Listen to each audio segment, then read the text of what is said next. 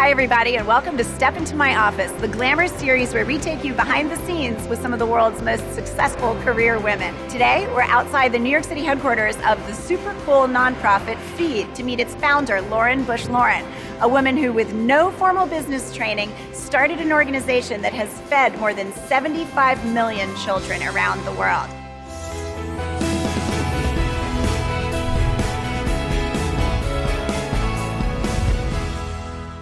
Now, you and I have known each other a long time. You were on the cover of Glamour in 2002 when you weren't even in college yet. You could be a supermodel, a designer, a photographer, a scholar.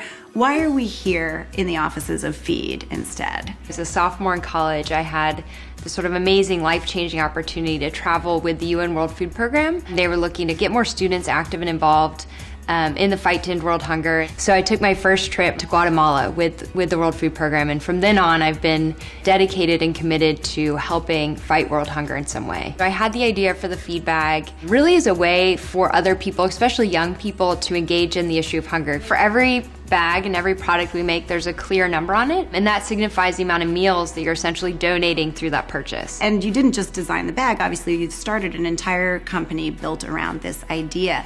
I know you started it with your own savings. Was that a difficult decision? We had our first order from Amazon.com, so basically I needed just funding in order to fund this first order. It was 500 bags.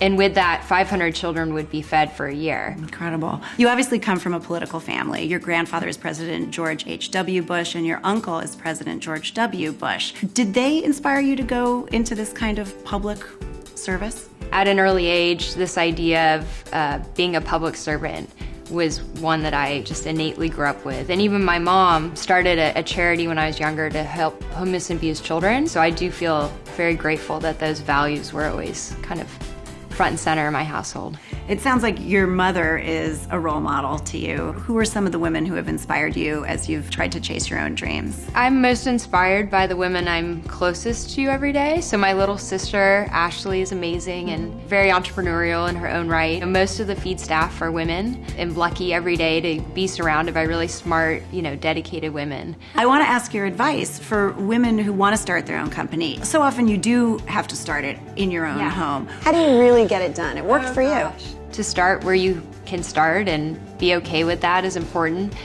For us though, what was challenging too is having meetings, because you can't really invite external partners that you want to impress and show that you're a professional company to your apartment. And we did a few times, but it's always a little awkward. Here, sit on my bed and invest in my company. Yeah, exactly. So we'd always have to meet at little restaurants nearby or coffee shops, and you can just make that work. How would you describe your leadership style? I try to be a very straightforward leader, because I believe obviously if you have happy, well-rounded staff that are spending time with family and friends, they'll be better at work. You and your husband, David Lauren, are in related fields. And how do you keep yourself from talking about work all the time? Or isn't it a temptation? It is. One of our first dates, so gosh, 10 years ago, I told him about the idea for the Feed bag. So he was one of the initial encouragers of this idea. But we have found that balance, and I do think we do a good job at not bringing everything home, bringing that stress home.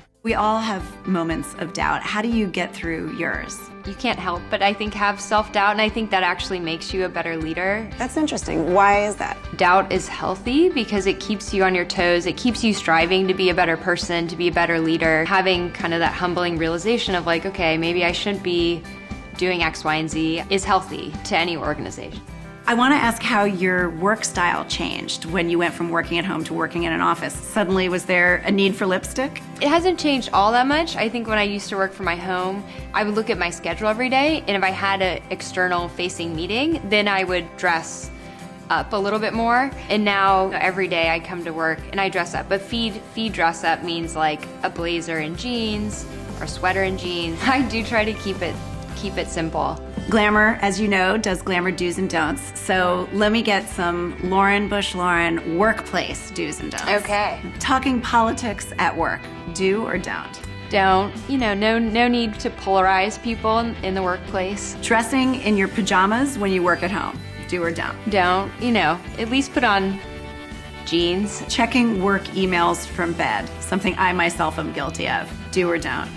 Oh, I really used to, but now I think it's a don't. Wearing full makeup when you're on a UN trip. Do or don't? You just don't. Yeah, no need for that. Slash will melt off your face. Lauren, thank you so much for letting you, us invade Cindy. your offices. Oh my gosh. You're And- welcome anytime.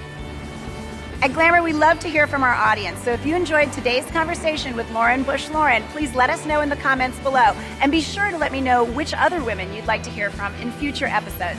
Thanks for watching Step Into My Office.